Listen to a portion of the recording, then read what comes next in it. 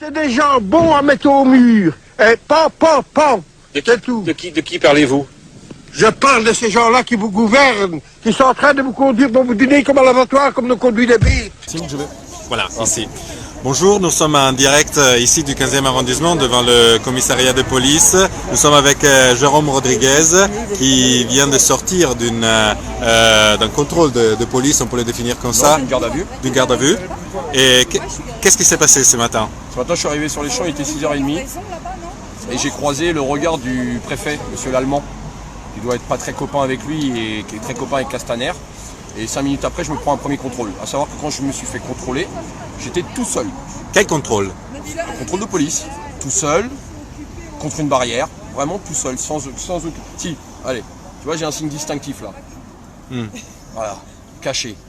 Donc je me fais contrôler, on me dit que je suis en manifestation et on me met une amende de 135 €. On fait évacuer les champs, parce que j'ai entendu dans le talkie-walkie, il y a M. Rodriguez, on évacue les champs.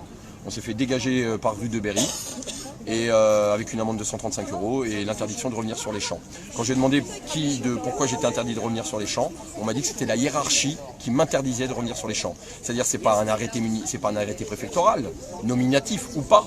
Ça reste des ordres de M. l'Allemand et de M. Castaner de nous interdire de rentrer sur les champs. En tant que citoyen pour venir voir un défilé militaire le jour de la fête nationale en France. J'ai du respect pour les militaires, j'ai de la famille militaire. D'accord? Je venais en tant que citoyen. Premier contrôle, une amende. Deuxième contrôle, troisième contrôle, quatrième contrôle, on nous prend, on nous emmène en garde à vue. Ça a été brutal Ah oui, ils nous ont couru derrière. Ah oui, mais c'est brutal.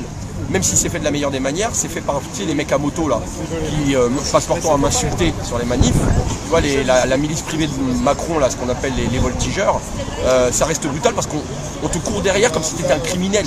Et les mecs, ils sont 50 à te courir derrière avec leur moto. Ah, ils font peur ces Robocop, hein.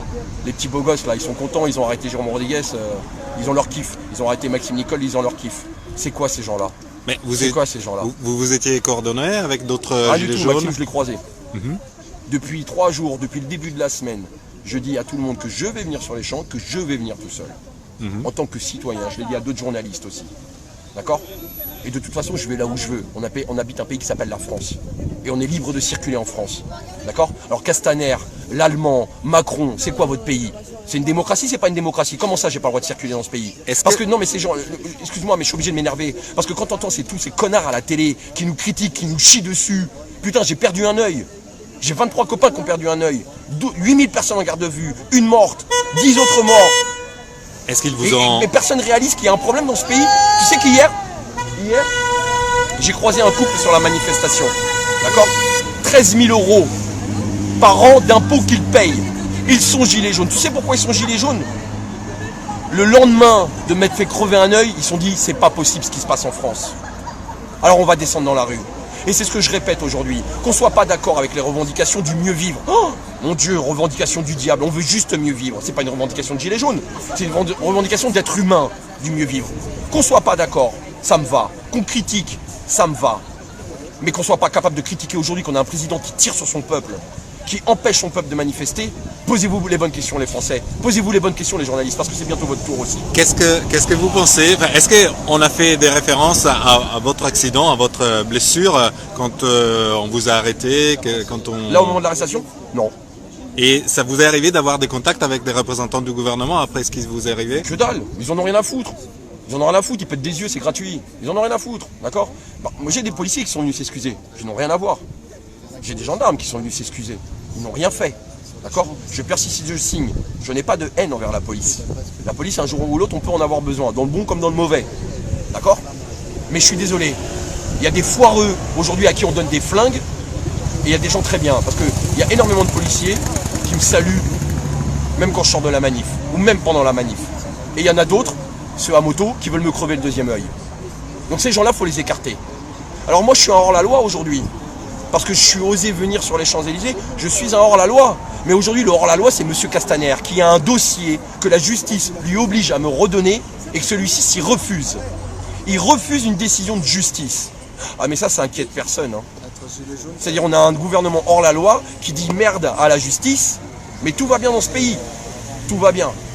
On en est là aujourd'hui. Et je vais dire un truc, je continue de parler de mon dossier, parce que je me dis que c'est juste pour faire taire les nœuds aussi, d'accord?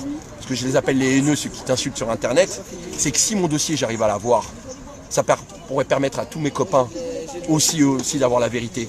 Parce que leurs avocats pourront dire, attendez, M. Rodriguez, il a eu le dossier, hein. Nous aussi on le veut. Je vous pensez que c'est un problème aussi de procédure qui n'est pas respecté quelque part. Donc Quelle procédure? Je sais pas, justement de justice quand Ah non, on a... qu'est-ce qu'ils ont à cacher dans leur dossier? Ouais. Ah, peut-être que Castaner a commandité le tir.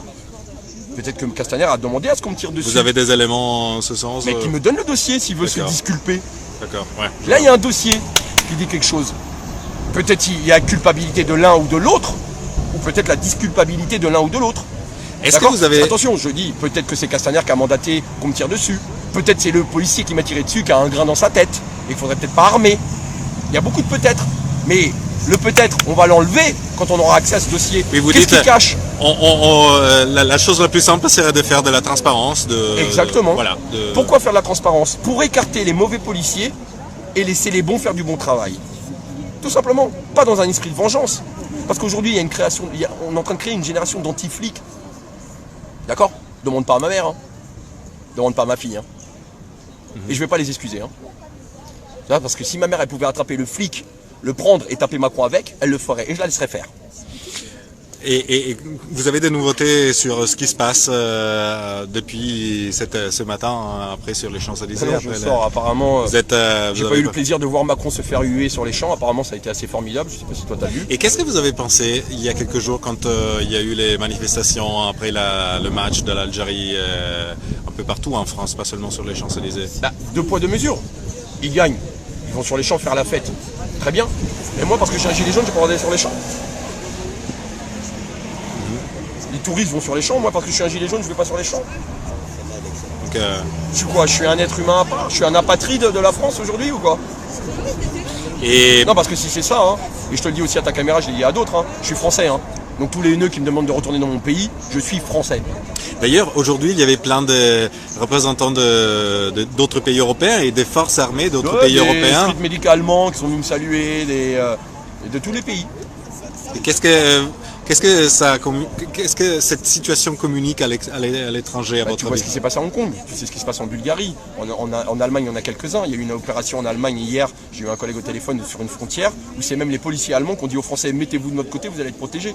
Pas aux policiers français, aux manifestants pardon. Qui était gilet jaune? Qui étaient gilets jaunes, ils faisaient une action à une frontière, les policiers français commençaient à attaquer comme ils savent faire, c'est les policiers allemands qui ont dit venez vous mettre à l'abri de ce côté. Bon les gars, réfléchissez, hein. Réfléchissez. Parce que tu sais, hein, ce qu'on fait là, on se bat. Si on gagne, ce sera pour tout le monde. Même pour les connards qui nous ont tiré dessus. D'accord. Merci Tu vois beaucoup. Bah, je finirai juste, ouais. comme ça j'en profite, et je le répète. Tous ceux qui ne sont pas d'accord avec nous, tous ceux qui se marrent et se branlent sur le fait qu'on se fasse tirer dessus, quand tu iras te dorer le cul à la plage cet été, tu te rappelleras que ton arrière-grand-père s'est battu pour que tu te dores le cul sur la plage l'été. Tu te rappelleras que ton arrière-grand-père a fait en sorte que tu aies la semaine de 40 heures. Tu te rappelleras que ton grand-père t'a donné ton samedi-dimanche de repos. Et là, tu pourras les insulter. Donc, ce qu'on fait là, c'est on fait la même chose qu'en 36. On essaie de garder le peu d'acquis qu'on nous a enlevé et de gagner du respect de l'humanité. Si on mérite des coups de crosse dans la gueule pour ça et des insultes, eh ben moi je suis prêt à me battre jusqu'au bout et j'irai jusqu'au bout. Merci beaucoup. Merci beaucoup, Jérôme Rodriguez. Nous sommes ici devant le commissariat de police du 15e arrondissement. Il y a un petit groupe de gens, de personnes qui ont soutenu Jérôme Rodriguez, qui l'attendait en dehors de l'hôtel de police après sa garde à vue. Nous continuerons probablement avec d'autres interviews en live d'ici peu sur la page de Putsch sur Facebook. Continuez à nous suivre, partagez ces lives et abonnez-vous aussi à notre site sur putsch.media. Merci.